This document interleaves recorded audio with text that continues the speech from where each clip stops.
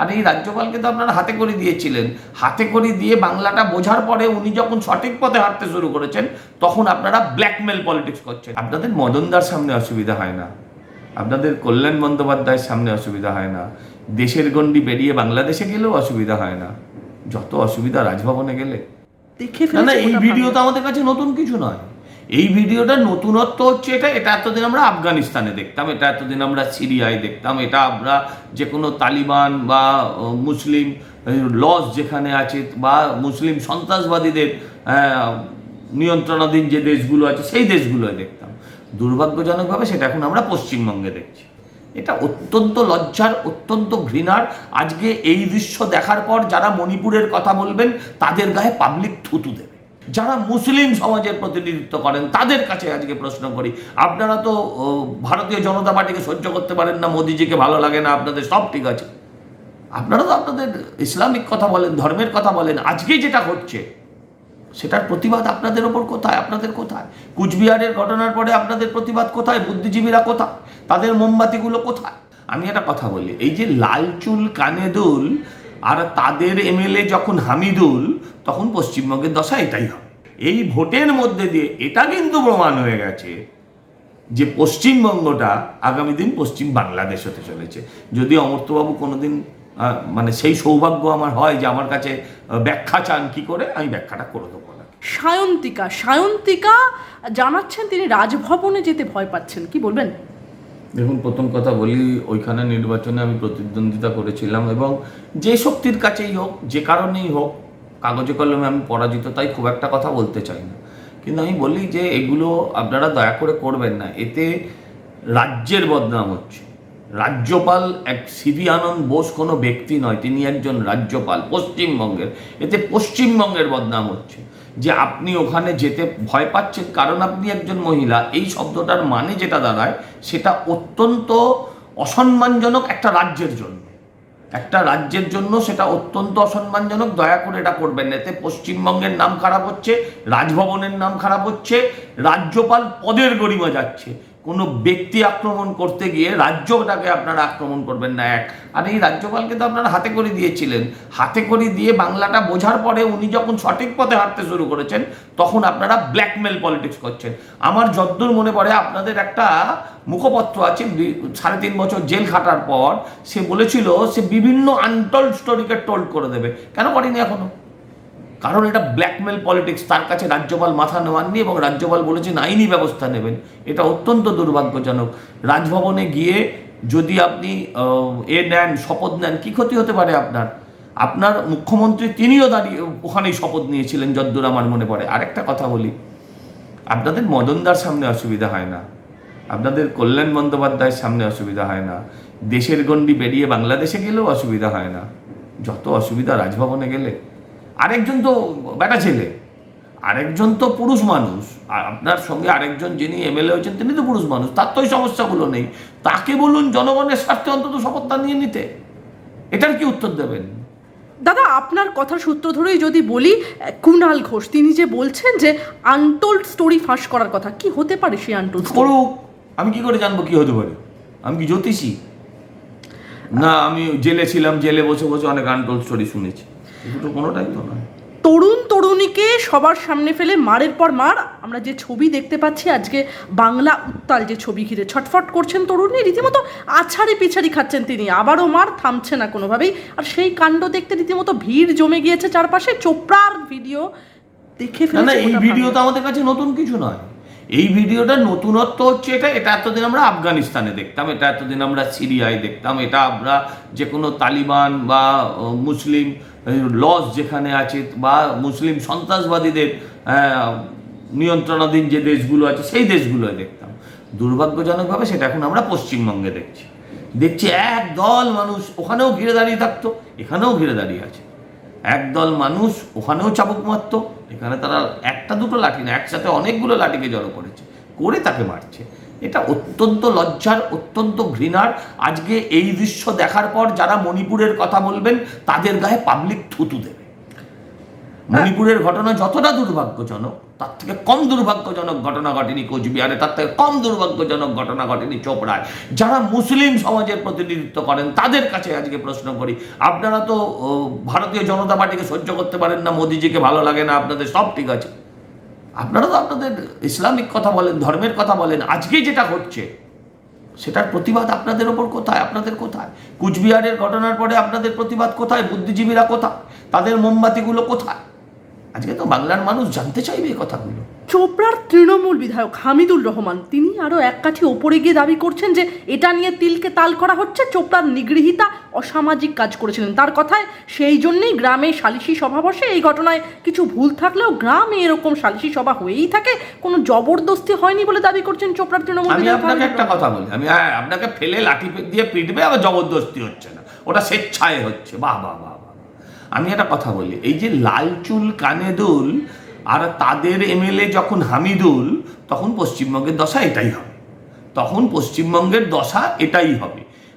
আজকে এমএলএ সমর্থন করছেন, একজন এমএলএ আইন প্রণেতা, তার সরকার, তার এই ক্ষমতা নেই যে ভদ্রমহিলা যদি কোনো অন্যায় কাজ করে থাকেন তার বিরুদ্ধে আইন অনুযায়ী শাস্তি দেওয়ার। তাকে গ্রামে আইনের সভা বসাতে হচ্ছে, সালিসি সভা বসাতে হচ্ছে, পঞ্চায়েত বসাতে হচ্ছে। এটা একটা মধ্যযুগীয় বর্বরতায় হতো, আজ থেকে 40-50 বছর আগে এগুলোকে মানুষ সমর্থন করতো, এগুলোকেই মেনে নিত। কিন্তু আজকের দিনে দাঁড়িয়ে যারা একে সমর্থন করেন তাদের আর তো আমার কিছু বলার মতন নেই। মুখ্যমন্ত্রী এখনো নীরব, মুখ্যমন্ত্রী এখনো নিশ্চুপ, মুখ্যমন্ত্রী এখনো একটা কথা বলছেন না, কোনো বুদ্ধিজীবী একটা কথা বলছেন না, ফেলে মারছে।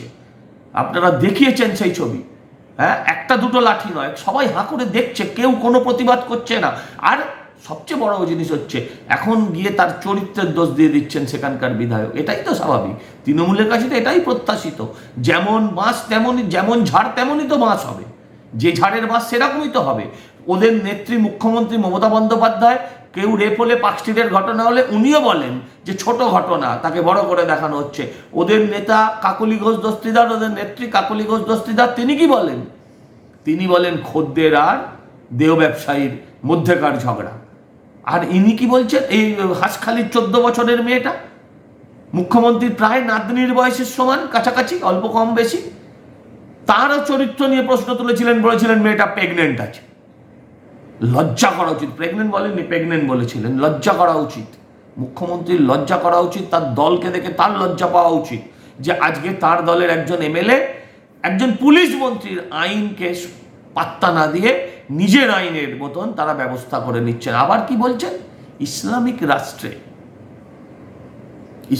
রাষ্ট্রে পশ্চিমবঙ্গটা এখনো, ভারতবর্ষটা এখনো ইসলামিক রাষ্ট্রে পরিণত হয়নি স্যার। দাদা, আমরা দেখলাম যে এই তাজমুল হক ওরফে জেসিবি, তিনি যখন পুলিশের থানায় এলেন একদম দোর্দণ্ড প্রতাপ ভূমিকায়, এ তো শেখ শাহজাহানেরই আরেকজন অনুরূপ। একই তো, শাহজাহান আর তো কি জেসিবি তাজমুলের মধ্যে তফাৎ কি? একই তো, একই। আপনি ভালো করে তাকিয়ে দেখুন, সব দিক দিয়ে দেখবেন এক, পার্টি এক, আরো অনেক কিছু এক, সব বলতে চাই না, স্বভাব এক, চরিত্র এক, সবই এক। এও মহিলাদের উপর নির্যাতন করে, ও মহিলাদের উপর নির্যাতন করে। একটা অপরাধ যদি কেউ করে থাকে, আরেকটা অপরাধ দিয়ে সেটাকে জাস্টিফাই করবেন? উনি মারার কে? হ্যাঁ, মমতা বন্দ্যোপাধ্যায় সুপ্রিম কোর্টের প্রধান বিচারপতি এবং কলকাতা হাইকোর্টের প্রধান বিচারপতির সামনে বলেছেন, আমি কোটানকোট বলছি, মমতা বন্দ্যোপাধ্যায় বলছেন বিচার ব্যবস্থায় কোনো রকমের রাজনৈতিক পক্ষপাতিত্ব যেন না থাকে। আমরাও এটা চাই, আর আমরা চাই প্রধান বিচারপতিকে এইটা হাইকোর্টের এবং সুপ্রিম কোর্টের প্রধান বিচারপতিদের এই ভিডিওগুলো পাঠাতে। দেখুন বিচার ব্যবস্থার এখানে কি হাল, এখানে আপনারা কি বিচার করেন? অর্ধেক বিচার তো গ্রামের অন্ধকারেই হয়ে যাচ্ছে, গ্রামের গাছতলাতেই হয়ে যাচ্ছে। কেউ একজন ভিডিওটা করেছিল বলে এটা আজকে আমাদের সামনে এসছে, সব ভিডিও তো সামনে আসে না। আগামী দিন থেকে যারা এই ধরনের কাজ করে, যারা বলছে প্রকাশ্যে যে এরকম ঘটনা ঘটেই থাকে, তারা তো আরো সজাগ থাকবে যাতে কেউ ভিডিও না করে সেটা দেখার জন্য। কেউ ভিডিওটা আনন্দ ফুর্তি করার জন্য ভিডিওটা করেছিল, ভিডিওটা আজকে আমাদের সামনে এসে গেছে। আগামী দিন তো এরকম ভিডিও আর কেউ করতেও দেবে না। দাদা, আমরা দেখলাম মমতা বন্দ্যোপাধ্যায় যে বলছেন যে আইন ব্যবস্থায় গোপনীয়তা বজায় রাখা উচিত। তিনি বলছেন, আমরা জানি এই মাসেই ডিএ মামলা থেকে নিয়োগ মামলার রায় বেরোনোর কথা, তার সাথে কি কোনো লিঙ্ক পাওয়া যাচ্ছে? এই তো আমি বলতে পারবো না, আমি এটা বলতে পারবো না। উনি গোপনীয় কেন হবে? গোপনীয় কেন হবে? আইন ব্যবস্থা গোপনীয় কেন হবে? যা জাজমেন্ট দেবেন সংবিধানের লাইন মেনে। ফাঁসি হয় যে মামলায়, তাকে তিনি একটা সর্বোচ্চ একটা সর্বনিম্ন মানে থাকে, ধার্য থাকে। যে মামলার সর্বোচ্চ শাস্তি ফাঁসি এবং সর্বনিম্ন শাস্তি 10 বছর জেল, তাকে তিনি 6 মাসের জেল দিতেই পারেন না।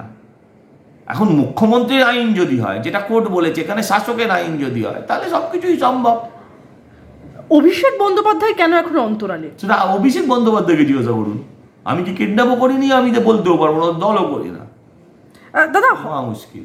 আপনার কি মনে হয় 1 মাস পর হকার উচ্ছেদ আবার শুরু হবে? নাটক, কিচ্ছু হবে না, যাওয়ার হয়ে গেছে। অমর রাগ হয়েছিল যে কলকাতা শহরতলি অঞ্চলে, গ্রামে তো আর, গ্রামের ভেতরে তো আর হকার বসে না, শহরের অঞ্চলে হকার বসে। হকারদের ঠেঙিয়ে নিয়েছে, বেছে বেছে ঠেঙিয়েছে। যারা ভোট দেওয়ার, যে সম্প্রদায় ভোট দিয়েছে তাদেরকে বাদ রেখেছে, বাকিদের ঠেঙিয়ে নিয়েছে। তাদের আসবাবপত্র, জিনিসপত্র ভাঙচুর করে দিয়েছে। আপাতত এখানেই স্থগিত। দাদা, অমর্ত্য সেন বলছেন যে ভারত যে হিন্দু রাষ্ট্র নয় তা প্রমাণিত হয়ে গিয়েছে লোকসভা ভোটের ফলে। কি বলবেন? হিন্দু রাষ্ট্র নয় তো, হিন্দু রাষ্ট্র নয় তো, অপমানের কি আছে?